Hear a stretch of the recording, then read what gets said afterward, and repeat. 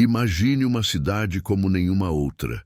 Uma cidade que sempre foi símbolo de cultura, liberdade e elegância, agora transformada em um lugar de silêncio pesado e medo. A Paris que todos conheciam estava irreconhecível. Suas ruas, antes movimentadas e vibrantes, estavam agora tomadas pela presença opressiva dos soldados nazistas. As fachadas dos prédios, antes ornamentadas com o charme e a arquitetura típicas da cidade, pareciam agora testemunhas de um pesadelo interminável. As pessoas caminhavam apressadas, olhando para o chão, tentando evitar os olhos vigilantes dos soldados que patrulhavam cada esquina, cada rua, em busca de qualquer sinal de resistência. Mas mesmo sob o manto sombrio da ocupação, havia algo que não podia ser subjugado: o espírito de Paris. Em cada olhar furtivo, em cada suspiro abafado, em cada sussurro nas sombras, uma chama de resistência começava a crescer. Naquele cenário de opressão e desespero, o povo de Paris estava lentamente se preparando para se levantar. Mas o que faria uma cidade inteira, tão esmagada pela força invasora, ousar desafiar o mais imenso império da Europa? E foi nesse exato momento, quando tudo parecia perdido, que a semente da revolta foi plantada. Mas até onde o desejo de liberdade poderia levar os parisienses? Como uma cidade tomada pela escuridão poderia de repente se tornar o centro de uma revolução? E quem, exatamente, começaria a alimentar essa chama e a desafiá-la em busca da liberdade? Paris, antes de ser o epicentro de um renascimento cultural e artístico, tornou-se o berço de uma resistência clandestina, silenciosa, mas feroz. De onde antes se ouvia o som dos risos nos cafés e o compasso das botas nas avenidas, agora surgiam os ecos de planos secretos, mensagens codificadas e corajosos confrontos contra o inimigo. A resistência francesa não era um monólito, era um emaranhado de grupos de diferentes ideologias e origens, unidos por uma única razão: a liberdade. Esses heróis anônimos, conhecidos por poucos e lembrados por muitos, operavam nas sombras, mas sua coragem iluminava a escuridão. Suas ações, aparentemente pequenas, como sabotar linhas de comunicação ou espalhar folhetos subversivos, estavam pavimentando o caminho para algo maior. Os membros da resistência eram muitas vezes homens e mulheres comuns, professores, trabalhadores, artistas, que ao invés de aceitar a dominação, escolheram desafiar os opressores de todas as formas possíveis. Esses combatentes não usavam uniformes ou armamentos imponentes. Eles usavam o poder da furtividade, da astúcia e da determinação. Quando olhavam ao redor, as ruas estavam dominadas, a cidade estava controlada. Mas no fundo de seus corações sabiam que o peso de um tirano nunca poderia esmagar o espírito indomável da cidade. No entanto, apesar de suas ações heróicas, eles eram caçados como vermes, seus nomes desconhecidos e seus feitos muitas vezes encobertos pela neblina do tempo. E enquanto eles resistiam, algo muito maior estava prestes a acontecer. Algo que poderia finalmente mudar os rumos dessa guerra. Mas o que aconteceria quando as forças externas finalmente se unissem a essa resistência silenciosa, se preparando para transformar o curso da história? E quem seria o catalisador dessa transformação? Era 6 de junho de 1944. O dia que se tornaria um divisor de águas não só para a França, mas para todo o mundo. O amanhecer daquele dia trouxe consigo o som abafado dos motores das embarcações, a estrondosa batida das ondas no litoral da Normandia e, com ela, a esperança que se espalhou como um fogo nas entranhas da terra ocupada. A invasão do dia D, o maior desembarque militar da história, estava em andamento. De um lado, a aliança das forças de resistência da França, os exércitos aliados, e de outro, o império nazi-fascista que ainda parecia infundado, mas estava em seu declínio final. A chegada das forças aliadas, vindas de todas as partes do mundo, representou mais do que o simples avanço de tropas. Era a promessa cumprida, era a chave para destrancar a prisão de Paris e de toda a França. Para os resistentes, aquele era o sinal definitivo. O pesado fardo de resistir já não era apenas deles. Os exércitos aliados estavam ao alcance e, com eles, o vigor, a força e o poder para enfrentar o inimigo com todas as armas necessárias. Enquanto as praias da Normandia eram tomadas, dentro de Paris, uma tensão palpável tomava conta.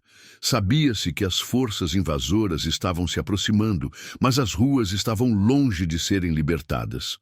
A resistência, até então invisível e silenciosa, estava prestes a se tornar o fator crucial.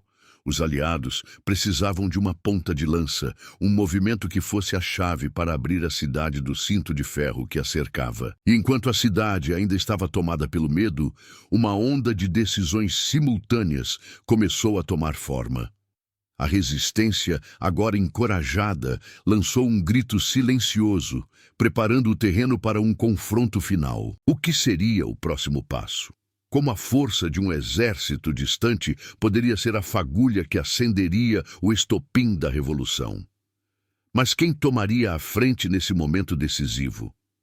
Enquanto o som das forças aliadas se aproximava cada vez mais da capital francesa, as ruas de Paris pareciam ainda emudecidas, como se a cidade esperasse, com um suspiro preso na garganta, o momento exato de se libertar. Mas foi nos momentos mais escuros, longe dos holofotes, que a verdadeira força de Paris começou a se levantar. A resistência, composta por homens e mulheres comuns, não tinha uniforme, nem paradeiro fixo, mas tinha um objetivo que ardia como fogo dentro de cada um deles: libertar a cidade, libertar a França. Nos subúrbios, nas ruas estreitas, em cafés e esconderijos improvisados, os membros da resistência se reuniam. Entre eles, não havia heróis glorificados, mas seres humanos comuns com um destino extraordinário, ligados por um propósito único. Aqueles que tomaram a decisão de agir sabiam que o que estava em jogo era muito mais do que uma simples vitória militar. Era a liberdade de uma nação, o futuro das gerações que viriam e a reconstrução de uma identidade esmagada pela ocupação. Esses guerrilheiros urbanos não usavam tanques nem aviões, mas tinham em suas mãos a sabedoria de conhecedores da cidade. Sabiam onde atacar, quando e como se esconder. E foi assim que, de forma calculada, começaram a semear os primeiros sinais de resistência aberta: sabotagens, cortes nas linhas de comunicação inimigas, ataques à infraestrutura que sustentava o regime nazi. Cada ato, um estalo no silêncio da opressão. Cada mensagem espalhada, um passo em direção à ruptura da cortina de ferro que aprisionava Paris. Enquanto isso, os soldados nazistas, confiantes e endurecidos pela longa ocupação, pareciam invulneráveis, sem perceber que o cerco havia começado a se apertar de dentro para fora. O confronto já não era apenas entre os grandes exércitos. Ele estava sendo travado dentro das paredes de Paris, entre as sombras de uma cidade em luta por sua alma. Mas até onde poderia ir a coragem de uma cidade que nunca aceitou a dominação? Chegou o momento. Era 25 de agosto de 1944, e o horizonte de Paris estava prestes a mudar para sempre. A cidade, que havia vivido sob o manto de medo e incerteza, sentia-se agora tomada por uma energia elétrica, pulsante, como se a própria terra, o próprio chão de suas ruas, estivesse aguardando o alívio de um peso que a oprimia há 4 longos anos. O som de tanques aliados que se aproximavam se misturava ao rugir da esperança que, finalmente, se fazia ouvir. A cidade estava dividida. De um lado, os soldados nazistas, prontos para resistir até o fim. Do outro, as forças da libertação, com o apoio de uma população que começava a se manifestar. suas ruas se tornando um campo de batalha, mas também de libertação. Era o grito silencioso de uma cidade inteira, de todos que tinham sofrido, de todos que haviam esperado pacientemente pela chance de expurgar o fantasma da ocupação. O general Dietrich von Colditz, comandante da ocupação alemã, recebeu ordens para destruir Paris antes de deixar a cidade. Mas, à medida que os aliados avançavam, algo começou a mudar dentro dele. A resistência dos parisienses, a força do espírito de luta, o peso das decisões sobre ele, começaram a desestabilizar suas certezas. Havia uma guerra acontecendo dentro de sua própria mente, e o dilema que se impunha era imenso. Destruir a cidade que ele estava prestes a perder ou render-se, permitindo que Paris fosse libertada de uma vez por todas. Enquanto isso, os parisienses, já sem medo de enfrentar o inimigo, começaram a dominar as ruas, as barricadas sendo erigidas com uma velocidade que desafiava qualquer previsão. Foi ali, nas ruas apinhadas de coragens e incertezas, que a verdade começou a se formar. Paris estava prestes a se erguer de volta, prestes a mostrar ao mundo sua resistência, sua unidade e sua identidade inquebrantável. Mas o que aconteceria quando as primeiras palavras de rendição fossem ditas? O que aconteceria quando a última resistência, com sua força brutal, finalmente caísse? A cidade se preparava para um novo dia. Mas será que ela conseguiria manter sua dignidade intacta após todo o sofrimento? E será que o mundo entenderia o real custo da liberdade conquistada? O momento da verdade se aproximava. E a cidade que nunca se curvou estava prestes a se levantar de novo. Quando os soldados aliados entraram nas ruas de Paris, o som do alívio foi ensurdecedor. O horizonte da cidade, que até então se estendia em um silêncio tenso, se iluminou com os gritos de celebração. As ruas se tornaram um mar de abraços e lágrimas. Paris, a cidade da luz, finalmente poderia respirar novamente. Ela estava livre. Mas a libertação de Paris não foi apenas a queda de um regime opressor. Foi a renovação de um espírito.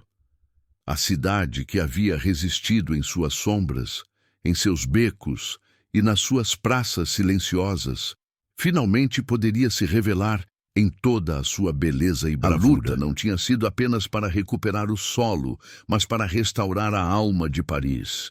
O que foi perdido foi conquistado de volta com sangue, com coragem, com a pura vontade de viver. Paris renasceu, não como um simples pedaço de terra, mas como um símbolo de resistência, de liberdade e de um espírito indomável que ecoaria por toda a Europa e o mundo. Mas a verdadeira importância dessa libertação não estava apenas em uma cidade ser retomada, mas na chama acesa que ela representava para outros lugares ao redor do mundo. Ela mostrava que, por mais imensas que fossem as forças de opressão, a vontade das pessoas de serem livres, de manterem sua dignidade e seus direitos, sempre prevaleceria. No coração de Paris, o ar agora estava mais leve.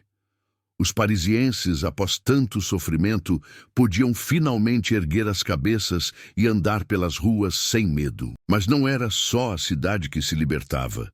O mundo estava testemunhando uma nova era. A história de Paris, ao se reerguer, tornava-se parte de uma história maior, uma que inspiraria gerações a seguir, a lutar pela liberdade, a nunca se esquecer de que, mesmo nas horas mais sombrias, a luz da esperança nunca se apaga completamente. Assim, a libertação de Paris não foi apenas um marco militar. Foi a confirmação de um poder invisível, um poder que não pode ser subjugado por nenhum regime, nenhuma guerra, nenhum império. Era o poder da liberdade, da resiliência humana, que nada e ninguém pode destruir. E assim Paris, a eterna Paris, foi libertada. Mas a verdadeira libertação, talvez, tenha sido a libertação das almas que por tanto tempo aguardaram esse momento.